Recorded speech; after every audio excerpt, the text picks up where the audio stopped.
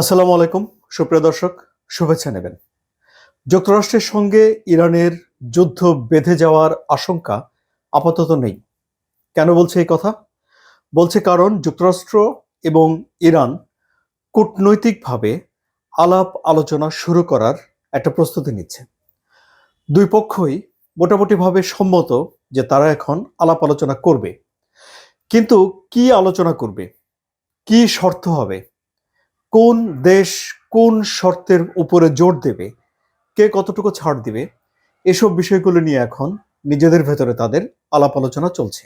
আবার ধরুন, কূটনৈতিকভাবে বৈঠক যে অনুষ্ঠিত হবে, এটি কি এর আগে ইরানের সঙ্গে যুক্তরাষ্ট্রের যে একটা পারমাণবিক কর্মসূচি নিয়ে আলাপ আলোচনা হয়েছিল, পঞ্চম দফা পর্যন্ত আলোচনা হয়েছিল এবং ষষ্ঠ দফা বৈঠকের একটা তারিখ পড়েছিল, তার আগে ইসরায়েল আক্রমণ করে বসেছিল ইরানে, সেই যুদ্ধ 12 দিন চলেছিল। সেই বৈঠকের ধারাবাহিকতায় কি আগামী বৈঠক অনুষ্ঠিত হবে? এটি হলো এখন একটা সবচেয়ে বড় প্রশ্ন।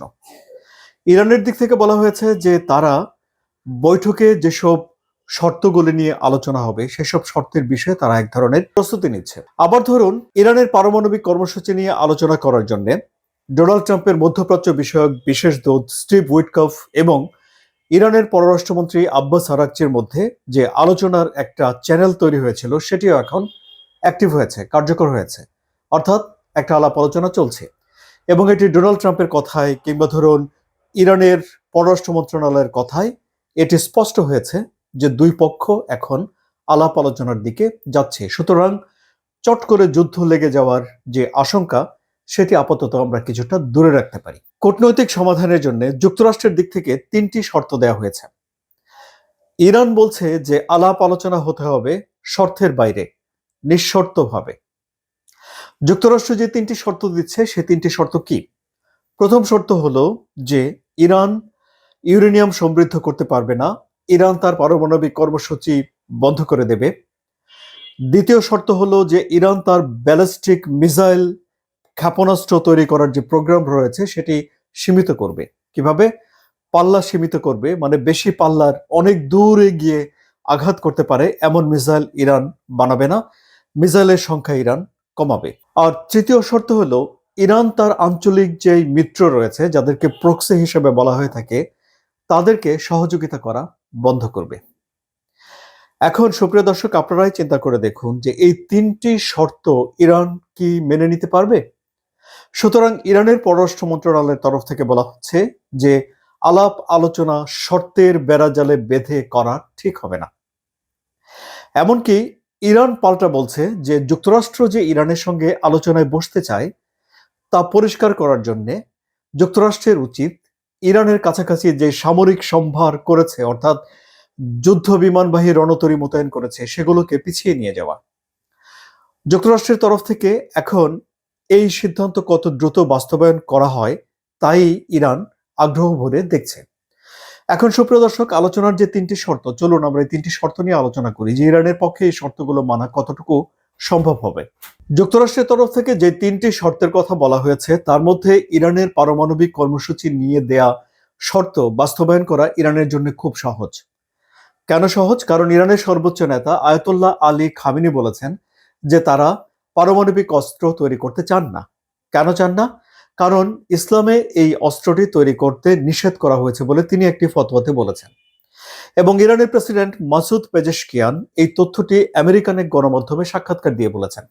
ইরান বরাবরই দাবি করে আসছে যে তারা ইউরেনিয়াম সমৃদ্ধ করলেও তা করছে বেসামরিক কাজে, শান্তিপূর্ণ কাজে, গবেষণার কাজে ব্যবহারের জন্য, এবং তারা পারমাণবিক অস্ত্র তৈরি করতে চায় না। কিন্তু পশ্চিমা বিশ্বের একটা প্রশ্ন থাকে যে এ যদি না চায় তাহলে ইরান কেন ইউরেনিয়ামকে 60% পর্যন্ত সমৃদ্ধ করেছে, যা 90% পর্যন্ত সমৃদ্ধ করা গেলে পারমাণবিক অস্ত্র তৈরি করা যায়, এবং এই 60% পর্যন্ত সমৃদ্ধ ইউরেনিয়ামের মজুদ কেন 440 কেজি পর্যন্ত উন্নীত করেছে ইরান?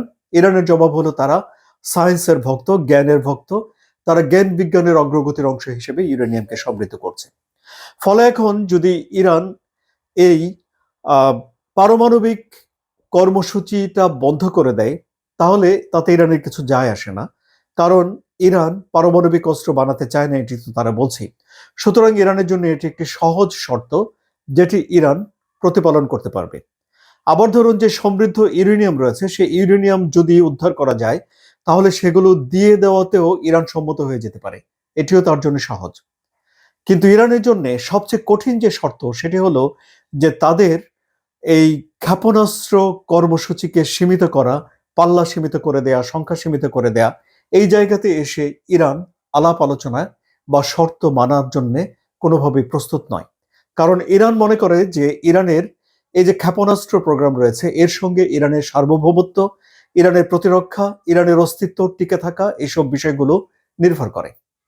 এবং এই যে মিসাইলের অভাব তারা বোধ করেছে ইরাক ইরান যুদ্ধের সময়। ওই 8 বছরের যুদ্ধে ইরান টের পেয়েছে যে তাদের মিসাইল যদি থাকতো তাহলে তারা আরেকটু অজেয় হয়ে যেতে পারতো, এরকম একটা মনোভাব তাদের ভেতরে কাজ করে। সুতরাং তারা এই মিসাইল তৈরিতে আবার দারুণ একটা নৈপুণ্য অর্জন করেছে। আপনারা 12 দিনের যুদ্ধে দেখেছেন যে ইসরায়েলের মতো একটা প্রযুক্তিতে উন্নত দেশের আকাশ প্রতিরক্ষা ব্যবস্থাকে ভেদ করে ইরানের মিসাইল সে দেশের মাটিতে আঘাত এনেছিল। সুতরাং আলাপ আলোচনার বা সমঝোতার ক্ষেত্রে যদি সবচেয়ে বড় কোনো বাধা হয়ে দাঁড়ায় তাহলে সেটি হয়ে দাঁড়াবে এই ইরানের মিসাইল বা ক্ষেপণাস্ত্রের যে কর্মসূচি সেটি। এই ব্যাপারে ইরানের কোনো রকম ছাড় নাও দিতে পারে। তৃতীয় যে শর্তটি রয়েছে সেখানে এরই মধ্যে অনেকখানি অগ্রগতি, মানে নিজেদের পক্ষে অগ্রগতি অর্জন করেছে পশ্চিমা বিশ্ব। ইরানের জন্য অনেকখানি শক্তি ক্ষয় হয়েছে তাতে। কি সেটি? হামাসকে দুর্বল করে দেয়া, হিজবুল্লাহকে দুর্বল করে দেয়া, হুতিদেরকেও এক ধরনের কোণঠাসা করার চেষ্টা বা কোণঠাসা করে দেয়া। আবার সিরিয়াতে ইরানের বন্ধু বাশার আল আসাদকে দেশ ছেড়ে চলে যাওয়া, ফলে ওখানে অক্ষ শক্তি যেটি ইরান তৈরি করেছিল যার মাধ্যমে ইরান যুদ্ধকে দূরে রেখে দিত, সেই অক্ষ শক্তি, মিত্র শক্তি, ইরানের প্রক্সি তাদেরকে যথেষ্ট পরিমাণে দুর্বল করে ফেলা হয়েছে। ফলে এখন যদি তাদেরকে ইরান আরো সহযোগিতা করা বন্ধ করে দেয় তাহলে ইরানের এই প্রতিরক্ষা খাত বা প্রক্সিদের কাজে লাগানোর বিষয়ে ইরান আরেকটু বেশি দুর্বল হয়ে পড়বে। সুতরাং এই পয়েন্টে এসে ইরান যুক্তি কি মানবে কি মানবে না এ নিয়ে একটা কঠিন যুক্তিতর্কের ভিতরে যেতে পারে। তাহলে এই হলো 3টি শর্ত, যে 3টি শর্ত যুক্তরাষ্ট্রের তরফ থেকে দেওয়া হয়েছিল এবং এই 3টি শর্তের কোনটা কতটুকু যুক্তরাষ্ট্র মানতে পারবে তা আমি আপনাদের সামনে আলোচনা করলাম। এখন প্রশ্ন হলো যে ইরানকে কেন শর্ত মেনে যুক্তরাষ্ট্রের সঙ্গে একটা চুক্তিতে যেতে হবে বা যুক্তরাষ্ট্রের সঙ্গে একটা সমঝোতাতে যেতে হবে। সমঝোতাতে যেতে হবে কারণ হলো যে ইরান আভ্যন্তরীণভাবে অর্থনৈতিক দুরবস্থার ভেতরে রয়েছে এবং ইরানের সরকার এটি বলেছেও যে তাদের অর্থনৈতিক দুরবস্থার সুযোগ কাজে লাগিয়ে যুক্তরাষ্ট্র, ইসরায়েল এবং ইউরোপ ইরানের ভিতরে এই যে বিক্ষোভ হয়েছে বা যাকে এখন গণ অভ্যুত্থান বলা হচ্ছে তাকে ব্যাপকভাবে উস্কে দিয়েছিল, এটি ইরান দাবি করে।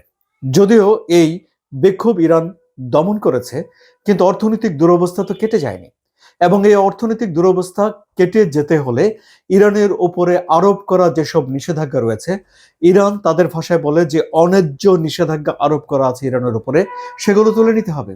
এবং সেগুলো যদি তুলে নেয় তাহলে ইরান তার যেই তেল সম্পদ রয়েছে, প্রাকৃতিক সম্পদ রয়েছে, সেগুলো বিক্রি করে প্রচুর পরিমাণে ডলার টাকা ইনকাম করতে পারবে এবং ইরান তার দেশের যে অর্থনৈতিক সংকট যা আছে সেটিকে কাটিয়ে উঠতে পারবে। সুতরাং ইরানের তরফ থেকে এটা একটা আর্জ আছে, একটা চাহিদা আছে যে ইরান নিষেধাজ্ঞাগুলো কাটিয়ে উঠতে চায়। এমনকি এই যে মাসুদ পেজেশকিয়ান যে প্রেসিডেন্ট হয়ে এসেছিলেন, সেই নির্বাচনে তিনি যে ম্যান্ডেট নিয়েছেন জনতার, সেখানে তিনি স্পষ্ট করে বলেছেন, জনতার কাছ থেকে ম্যান্ডেট নিয়েছেন যে নিষেধাজ্ঞাগুলো প্রত্যাহার করার জন্য তিনি পশ্চিমা বিশ্বের সঙ্গে আলাপ আলোচনা করবেন। সুতরাং ইরানও চায় যে নিষেধাজ্ঞা তারা তুলে নিতে। কিন্তু এই নিষেধাজ্ঞা তুলতে গিয়ে ইরানকে যা করতে হচ্ছে সেটি হলো যে 3টি কঠিন শর্তের ভেতর দিয়ে যেতে হচ্ছে, যে শর্তগুলো যদি ইরান পুরোপুরিভাবে মেনে নেয় তাহলে সামরিকভাবে ইরান একটা দুর্বল রাষ্ট্রে পরিণত হতে পারে বলেই এখন ধারণা করা হচ্ছে। এই পরিস্থিতিতে এসে মার্কিন প্রেসিডেন্ট ডোনাল্ড ট্রাম্প যুদ্ধের আশঙ্কা থেকে সরে এসে এই যে এখন একটা আলাপ আলোচনার দ্বার উন্মোচন করছেন তারা, সেই আলাপ আলোচনা কতটুকু ফলপ্রসূ হবে সে নিয়েও এক ধরনের প্রশ্ন রয়েছে। যদিও আনুষ্ঠানিকভাবে দুই পক্ষই বলছে যে তারা আসলে আলাপ আলোচনায় বসতে চায় কূটনীতিকে টিকিয়ে রাখার জন্য, অর্থাৎ কূটনৈতিক সম্পর্ক বা কূটনীতি যে টিকে আছে, যুদ্ধের উপরে যে কূটনীতি জয়লাভ করতে পারে তা প্রমাণ করার জন্য। এবং দ্বিতীয় যে বিষয়টি রয়েছে সেটি হলো যে আঞ্চলিক যুদ্ধ যেন লেগে না যায় তা নিশ্চিত করার জন্য, অর্থাৎ এই অঞ্চলকে স্থিতিশীল রাখার জন্য, সুরক্ষিত রাখার জন্য দুই পক্ষ আলাপ আলোচনায় যেতে চাচ্ছে। কিন্তু যেসব শর্ত আমরা জানলাম, এসব শর্ত কি বলছে? সুপ্রিয় দর্শক, কি বার্তা পাচ্ছেন? আপনাদের মতামত জানান কমেন্টে। আলোচনা যদি ভালো লাগে তাহলে সাবস্ক্রাইব করে চ্যানেলের সঙ্গে থাকুন। বিশেষ করে যারা নতুন এসেছেন, আপনারা সাবস্ক্রাইব করলে আমার ভিডিওগুলো আপনাদেরকে সহজে খুঁজে পাবে। আর যারা আগে থেকে সাবস্ক্রাইব করে সঙ্গে আছেন তাদের প্রতি কৃতজ্ঞতা জানাচ্ছি। আপনারা একটা লাইক দেবেন। সবাই ভালো থাকবেন।